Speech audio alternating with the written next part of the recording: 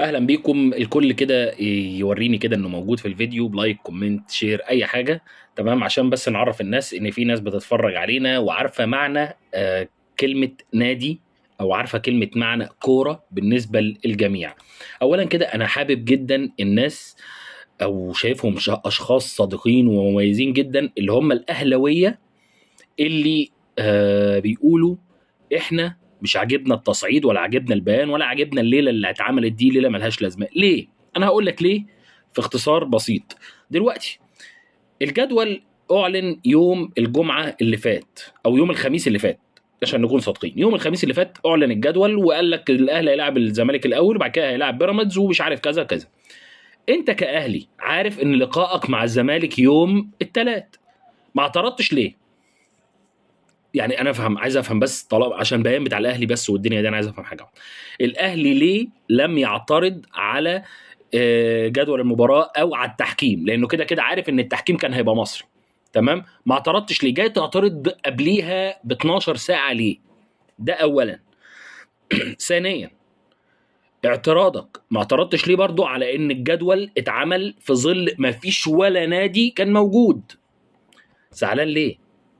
افهم انت زعلان ليه؟ ما انت ما اعترضتش من اول يوم الخميس بالليل، ما قلتش ان الجدول محطوط غلط، ما قلتش ان مش عارف ايه مدرك ايه، وما اعترضتش على حاجه وسبتها ماشيه زي ما هي. جاي دلوقتي بقى تعترض ليه؟ ما انت الاول ما اعترضتش على الحكام، بعد كده ما اعترضتش على الدوري رغم ان الدوري اساسا عامله غلط. ازاي اطلع الصبح القرعه الساعه 3 الفجر ولا 4 الفجر واجي اقول لكم بكره انتوا دول هيلعبوا بعض، او دول الاسابيع اللي جايه؟ بناء عن ايه؟ انت ما اعترضتش، جاي تعترض دلوقتي ليه؟ ده اولا. وثانيا وثالثا، اداره الاهلي، انت ليه بتحط نفسك في مأزق او بتورط اتحاد الكوره معاك وانت نفسك بتتورط؟ ليه؟ هل انت مثلا السكواد بتاعك وحش؟ لا. الحكام اللي حضرتك معترض عليهم دول لو جبناهم ماتش تفصيلي تفصيلي مدين لك اكتر من 20 بونت او 16 بونت الموسم دوت. ده الحكام المصريين اللي هم مش عاجبينك، واللي هم برضو بالمناسبه ادوا مثلا 6 بونت للزمالك وضيعوا من الزمالك 13 14 بونت. ده دول الحكام المصريين اللي مش عاجبينك ولا عاجبني ولا عاجبين اي حد. وبمناسبه الحكام، فاحنا محتاجين ننسف كل الحكام اللي موجوده ونطلع حكام من اول وجديد. ننسفهم ازاي؟ هنقعدهم يعني في بيتهم؟ لا، مش هنقعدهم في بيتهم، مش هنقطع العيش، لا.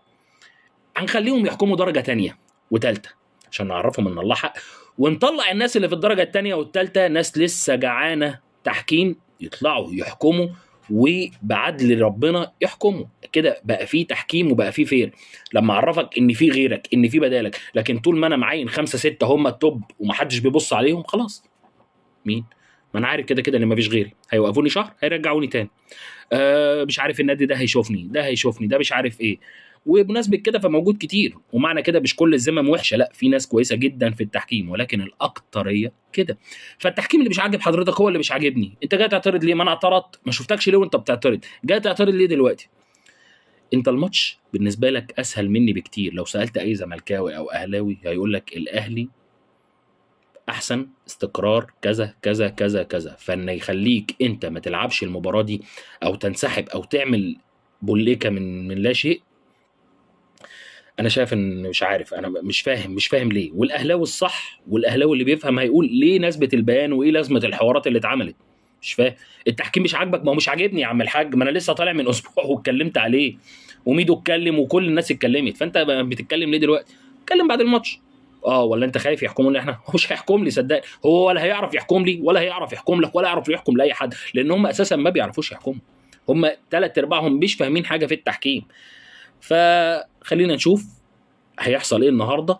كمان ساعتين 3 هنشوف الدنيا هترسى على ايه، ولكن لو ما راحش الاهلي هتبقى كارثه كبيره ليه هو. وهل ستطبق اللائحه؟ ما اعتقدش. احنا اللائحه ما بتطبقش غير على انديه معينه.